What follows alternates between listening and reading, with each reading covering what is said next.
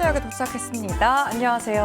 안녕하십니까. 네, 또 일주일 만에 뵀는데요. 네. 오늘 저희가 음식료역에 먼저 도착을 했습니다. 좀 안고 하면 안 될까요? 네, 예. 도착 잘했습니다. 저는 또 네. 앉은 줄 알았는데 죄송합니다. 아, 예, 앉은 키가 커가지고요. 쓴 것처럼 그러게요. 보이지 않습니까? 네, 죄송해요. 다음 예. 주부터는 정확히 딱 착석 후에 그렇습니다. 질문 드릴게요. 예, 감사합니다. 예. 네, 일단은 음식료역에 도착을 했는데 네. 어제 오후 1시에 오염수 방류가 시작이 됐습니다. 네. 제가 이 오염수 방류 때문에 좀 마음이 긴박했던 것 같아요. 대한민국 국민이라면 그렇죠. 네, 다 그랬겠죠. 그러니까요. 네. 좀 건강에 상황을- 직결된 문제고요. 그러니까요. 네. 영상을 보니까 참 한숨도 나오기도 하고 이랬던 것 같은데 네. 어쨌든 이 방류와 관련해서 식품주 섹터 내에서는 좀 등락이 엇갈리는 모습이었잖아요. 네. 전망 앞으로 어떻게 보시나요? 수산물 좋아하십니까, 우리 앵커님? 너무 좋아하죠. 네. 이제 어떡하죠 이제? 그래도 잘 슬프네요. 먹고 살아야죠. 먹고 사는데 네네. 그거 말고 라면 먹어야 될 것 같습니다. 그래서 라면. 라면주를 사야 되겠죠.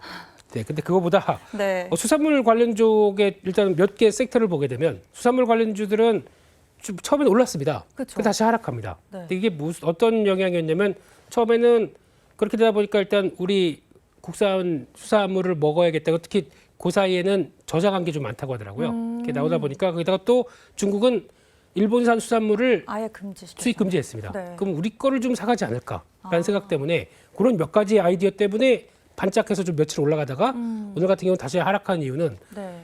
아니 수산물 그럼 만약에 재고 떨어지면은 그것도 나중에 또 할 거는 또 오염된 그쪽이 아니겠느냐. 그러니까 아예 수산물을 기피하는 현상이 나왔을 때 네. 그에 따른 매출 타격이 있을 거 아니냐. 그쵸. 그런 쪽이 보여지는 거고요.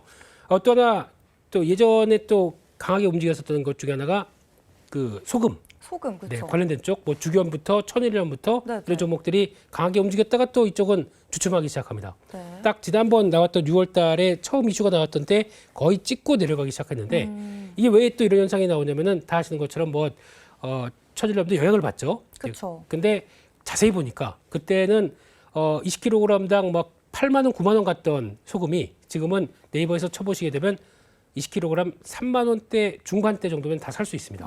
다시 내려왔네요. 그렇죠. 그러다 보니까 약간 오버한 거 아니야? 라는 생각이 그때 막상 가격이 움직였는데 지금 가격은 안 움직입니다. 네. 그러니까 다시 제자리 쪽으로 가는 분위기고요. 그럼 또 뭐가 남았을까요?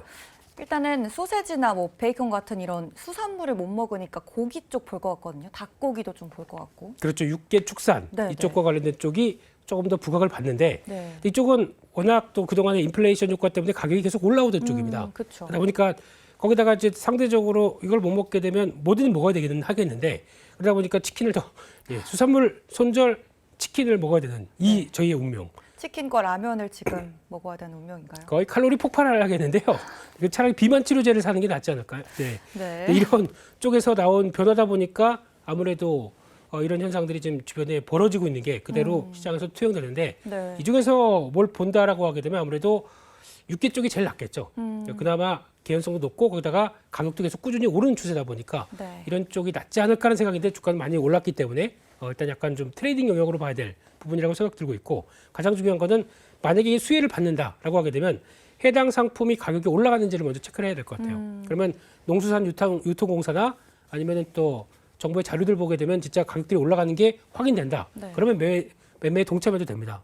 하지만 그게 아니라 그냥 심리적인 개연성 때문에 수산물 뭐 이런 거 오징어 가격 경우에는 이런 거 체크하는 것보다는 네. 이제 그런 것도 한번 보시면서 대응해야 될 것 같습니다. 가격 상승 여부를 좀 주목하면서 매매를 하는 게 가장 중요한 포인트가 될 것 같고요. 네. 또 이제 저희가 또 뭐 수산물도 얘기하고 육류도 얘기를 했는데 설탕 얘기도 또 해야 될 것 같아요. 그렇습니다. 설탕까지도 지난번에 설탕까지 오르네요. 이제 모든 게 다 오르는 것 같습니다. 그 전에 어떤 현상이 있었냐면 네. 아스파탐이라고 기억하십니까? 그렇죠. 설탕 대체제죠. 그렇죠. 그게 또 네. 발암물질 관련돼서 이슈가 네네. 되다 보니까 그때 한참 또 설탕 쪽이 좀 움직였었고 네. 게다가 또 인도는 벌써 두 번째 얘기하는 겁니다. 설탕에 대해서 우리 수출 제한 얘기 본격 제한은 지난번에 아니었었습니다. 근데 이번에는 하도 가뭄이 되다 보니까 네. 가뭄 때문에 사탕수 재배가 제대로 안 되는데 이거 해외까지 수출하게 되면 우리 어떻게 해? 저 내부에서 문제가 생기니까요. 그렇죠. 어, 인도 사람들이 그렇게 설탕 좋아하나요? 설탕이 근데 거의 모든 음식에 들어가긴 하겠죠. 설탕은 앵커님 자체시잖아요. 죄송합니다. 무슨 의미인가요, 이거? 달콤하다. 네, 예. 네, 그럼 아무튼요. 넘어가시고요. 예. 네. 근데 여기서 이렇게 되게 되면 가장 이제 또 타격을 받는 쪽이 중국입니다. 중국 같은 경우는 거의 인도의 수입을 한 80% 하기 시작하다 보니까 거기서 나왔던 변화까지 생각하게 되면 아무래도 또 중국이 고민을 하기 시작하겠죠. 네. 중국은 다 만듭니다.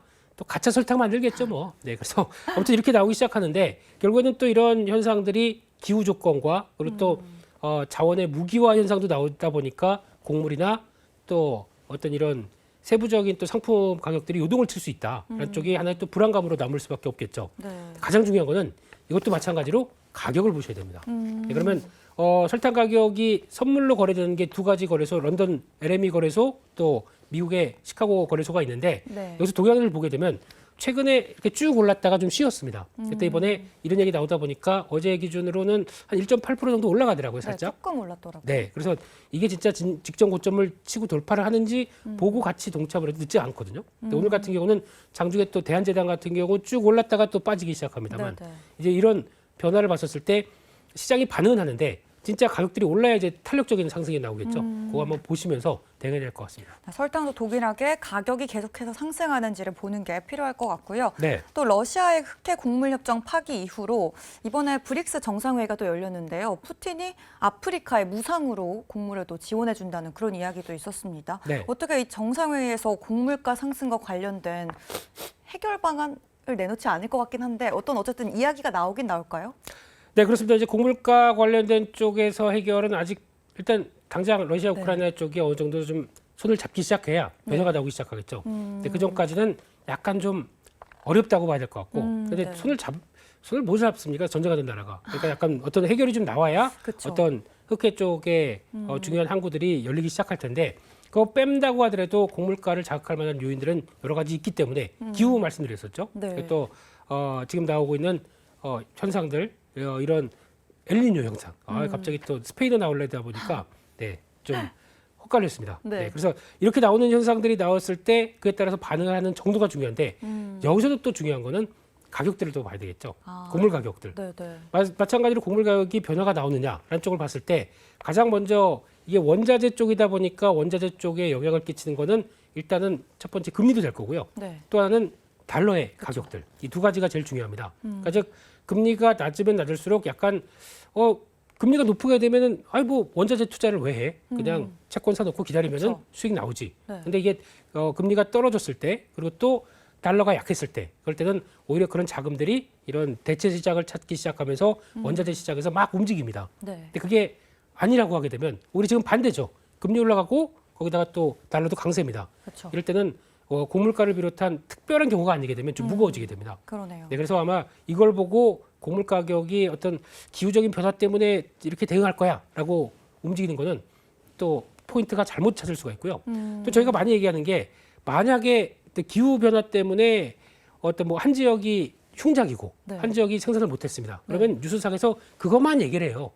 반대쪽으로 보게 되면 항상 또 음이 있으면 양이 있는 거 아닙니까? 그럼 지구 반대편에는 오히려 또 많이 생산되는 데가 많이 생산되는 데가 있어요. 그러니까 그렇게 되게 되면 네. 이게 또 균형을 맞출 수가 있는데 그러네요. 그것마저도 영향을 끼친다 그러면 그때는 본격적으로 가격이 폭등하기 시작하겠죠. 그러니까 지금 저희가 이쪽 관련된 투자를 할 때는 항상 기본 매크로 관련된 쪽들 달러와 금리들 보고 네. 거기다가 또 거기 나오는 실질적인 가격들의 동향 보고 체크를 해서 매매를 하게 되면 딱 그냥 기사만 보고 무작정 따라가기보다는 이런 기존의 여러 가지 요소들을 다 고려하면서 음식료 관련 섹터에서는 좀 투자를 해봐야 되겠네요. 그렇습니다. 네. 네, 그러면 좀 이 관련된 이야기를 정말 많이 하고 다양한 음식료 이야기를 나눠봤거든요. 네. 그 중에서 관심 종목 혹시 있으신가요? 네, 아까 처음부터 나왔던 게 네, 뭐 이거 다 됐고 그냥 네. 우리 라면만 먹고 살아야죠.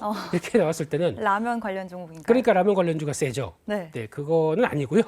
네, 그래서 삼양식품이 제일 세고 이제 그쵸. 농심은 약간 좀 처진 상황들이고. 근데 그럼에도 불구하고 음식료 쪽의 여러 가지 종목들은 요즘도 계속 또 부각을 받고 있는데 네, 그 중에 하나 이제 음식료 업종을 투자할 때 가장 중요한 거는 내수 쪽에서 이만큼 버니까 우리 항상 그 정도라고 생각했던 게 이제 뛰어 넘어가기 시작합니다. 네. 그러니까 즉 수출 쪽에서 잘 되기 시작하는 Q의 확대가 일어나는 종목들이 제일 좋다. 그게 농심 마찬가지로 뭐 풀무원 그리고 또 마찬가지로 이런 삼양식품이 그런 효과를 그렇죠. 보였죠. 불닭볶음면 해외에서 잘 팔리고 이런. 그렇죠. 네, 매운 저희가 한국 사람들이 매운 걸 좋아하는 줄 알았는데 동남아 사람들 와 그런가 봐요. 좀 별로 안 맵대요. 에? 네, 뭐 하네바로 뭐 이런 불닭볶음면 유튜브를 보다 보니까 네. 그것도 그냥 오. 아주 자연스럽게 드시더라고요. 매운 거 좋아하십니까? 저는 잘 못 먹어요. 네, 달달한 거 네, 달달하시니까. 달달한 거 많이 예, 먹기도 예, 예. 하고 네. 라면 말고 네. 어떤 식품이 지금 글로벌하게 활약을 하고 있는 거죠?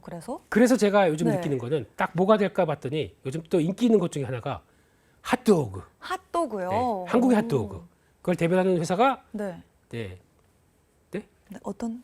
김양도 아니고 이양도 아니고 우양이라는 이거 회사. 하고 싶으셔서 약간 뜸 들이신 거죠?